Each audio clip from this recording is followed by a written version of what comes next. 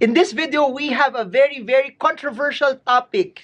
What should you start with? Should you buy your own home, your house first, or should you use that money and start your own business? Business versus bahay.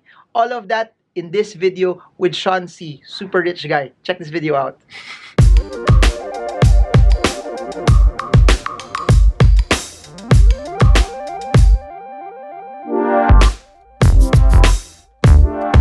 Hey guys, Sean here. Please subscribe, hit the bell down below. This is the master, the millionaire, Mr. Marvin Guillermo's channel. So stay till the end. Sean C will be giving his #1 tip at the end of the video on what are you supposed to do, where are you supposed to invest, what's a better business, services, or having your own product. So enjoy the rest of the video, guys.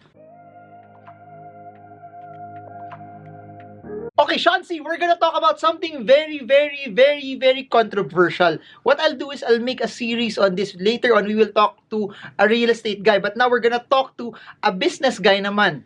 Ngayon, what should you prioritize? Should you buy your own house, condo? When I say buy your own house and condo, this is something na it won't be your investment. Titirahan mo siya. You're gonna live in it. It's not gonna produce income for you. So the question is, what will you prioritize first? Buying your own house, spending millions on it, or putting in money to start your own business? Go! Business, definitely. Kasi if you're going to buy a house that you're not going to be living in, it's not going to make money for you. I know a lot of people, especially people in real estate, will say that a house is an asset. And in paper, yes, it is, and it can grow up in value. But the thing is, you cannot sell it and you cannot make money from it. If you're going to live in it, you cannot definitely rent it out.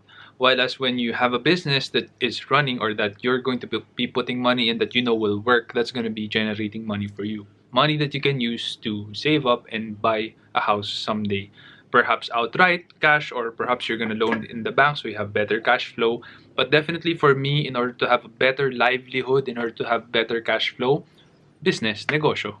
Okay, pero won't it be, for example, mas madaling magkaroon ng loan pag bahay bibilin mo kaysa bibigyan ka ng business loan ng bank for your business. That's an argument. I'm giving different perspectives lang kasi later on we're gonna do a series on this. We're gonna show different perspectives lang. I'm gonna interview more entrepreneurs and also more real estate persons, so we can, at least you guys can pick ano yung mas nag-work sa'yo. So what's your comment on that? Loan-wise, it might be easier if you're getting a house versus a business. But loan-wise as well, you're going to be using your house as collateral, which is, in my opinion, risky. Lalo na kung yun lang yung bahay mo, tapos wala kang negosyo to begin with. Or if you're gonna use that loan to start a business, 9 out of 10 businesses fail, it's still risky. Tapos dun sa 9 out of 10 businesses fail, that's 10% chance of winning it in business. Dun sa 10%, tinaya mo yung buong bahay mo.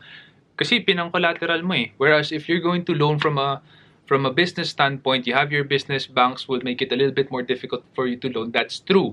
And they would check first if you have 3 years already in the business and you have good liquidity in the bank. Pag meron ka naman good liquid sa bank mo, doon sa business account mo sa bank na yun, and 3 years na yung business mo at least, makakakuha ka rin naman ng loan eh. It might not be as big kasi nga, kung sa bahay, you're going to use the entire property as collateral. That property has value so you can loan more. Here in the business, you may not be able to loan more, but you can still loan without risking your house, without risking your home. Okay, pero here's what's interesting naman. You talked about pwede magsara yung business. If you buy a house, you buy land, you buy condo, there's a very big chance after 10 years, the value is higher. When you do a business, there's a very big chance also, 10 years, baka wala na siya. Tama. What's your comment on that? 10 years, kahit nag-increase yung value ng bahay mo, ibebenta mo ba? Kasi pag di mo binenta, wala rin yun. Hindi ka rin kumita ng pera. But if you're planning to live in a house for just 10 years and then sell it, and then what? Are you gonna rent or are you gonna buy another house? Because if you're gonna be buying another house, dahil nagtaas na yung property value mo, yung bibilin mo na bahay, nagtaas na rin yun. So yung pera mo, ano nangyari ngayon? It's the same. While if you're going to be investing it in business, you don't need to invest that much money in a business. You can split it into 2, split it into 3, start small. That's what I always say. Just start small with the business. Hire yourself. You're the hardest working employee, supposedly. You do pretty much everything from cleaning the restroom. Yes, I've done that when I was starting up, all the way to legal, all the way to accounting. You hire yourself so that you can make the operations expenses cheaper because you have, you yourself is a times 2 or times 3 manpower working in the business already. So try to decrease your risks that way when doing business. Don't put in all your capital in that business kasi kung bibili ka ng bahay ngayon, magkano bahay is, let's just say 9 million. That's a lot of businesses already because when you're going to be starting a business, you can put in a capital of what? Pag service-based industry ka, pwede na nga yung 30,000 eh. Or let's just say you're gonna do trading, maybe you could start with 200,000, 500,000. It's not that big in terms of capital when you want to start a business, especially if you plan to start small so that it's a lot less risky for you. But if you're gonna put your 9 million to buy a house and you don't plan to sell it in the near future, then what good is that to you? Well, great points, great points. Comment below if you agree. If you disagree, put your comments below as well. We are starting a series on start your own business versus start investing in real estate. Ito pa, what if naman, wala akong skill sa business eh. Parang wala talaga akong alam pa. So parang baka pag nag-start ako just for the sake of starting my own business, baka malugi and it might be a safer bet to buy my own house na lang. What's your comment on that? Kaya nandito si Marvin, no? Invest in stocks because that's a lot less risky again, and it will earn you dividends. It will earn you, interest, or it can increase in terms of its share price over time, and that money is a lot more liquid. You can sell the stock a lot sooner than if you're gonna be selling property.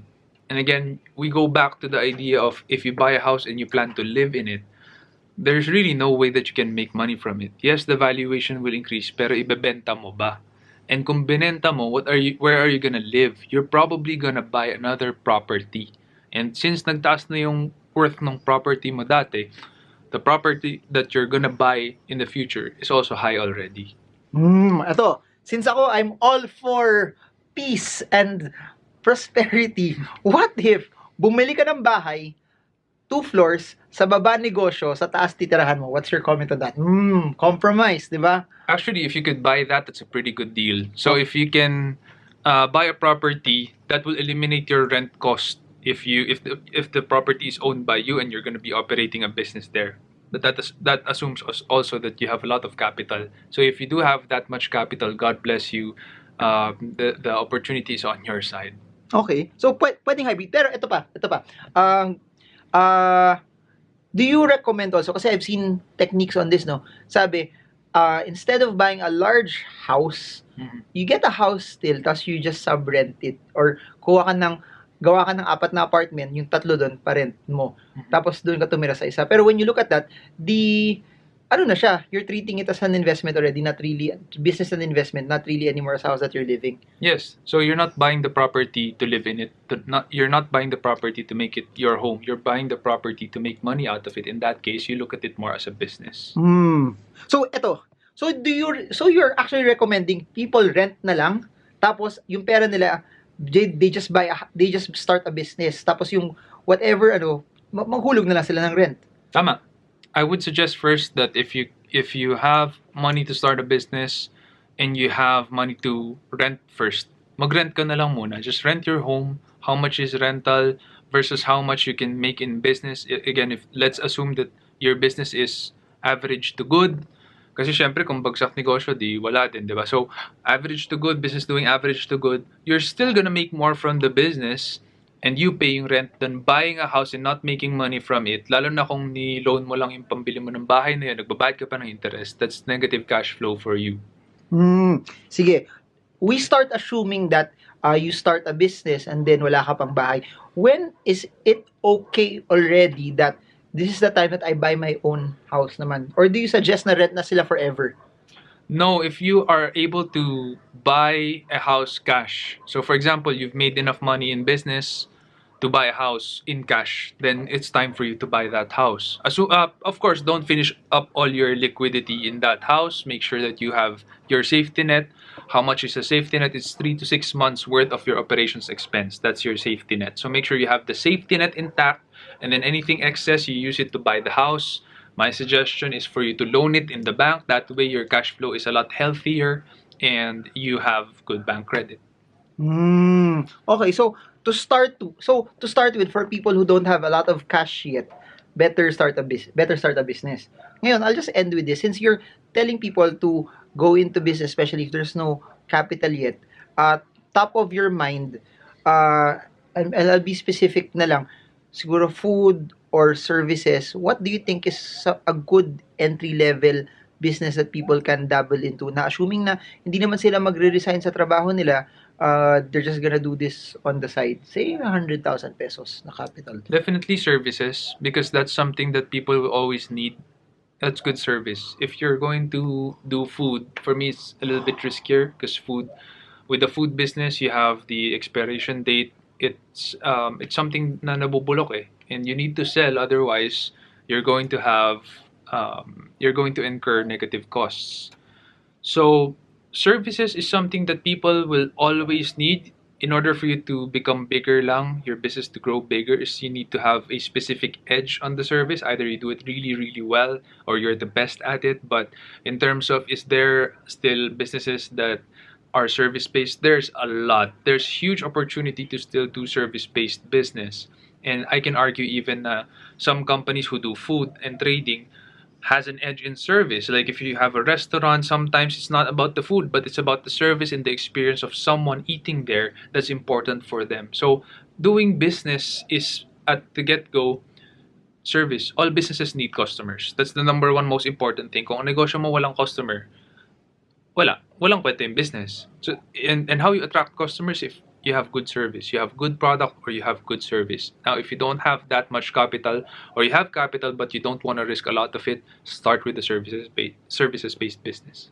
Galing. So, this is part one of this series. So, if you guys are enjoying all about business versus buying your own home first, comment below, and we're going to interview different entrepreneurs, different, I guess, real estate practitioners also, so you have different facets of it. And by the way, Sean C has his own podcast. I'm gonna put the link below. It's called Leadership Stack. For those who want to learn more about leadership and how to be as rich as him, you can learn all about that from his Baka walang podcast. mag-subscribe Hindi, dun. meron yan guys. Sobrang yaman. Walang Studio mo pa lang. wala. Oh, ganda, oh, ganda. Anyways, and also, if you want to learn more about business, we have an online course called Make Money, Grow Money. It's the basics of business and stock investing. I'll put the link in the description below, or comment, I want Sean C, for you to for us to send you details about Make Money, Grow Money. But the heart of Make Money, Grow Money, it's, I guess, second online course that I have, where ayun, you get to learn from the comforts of your home, and you get to hit two birds with one stone, how to start your own business and how to invest as well. So that's it for now. I hope this video helps you trade well, trade strong, trade smart. See you all again soon. Bye everyone.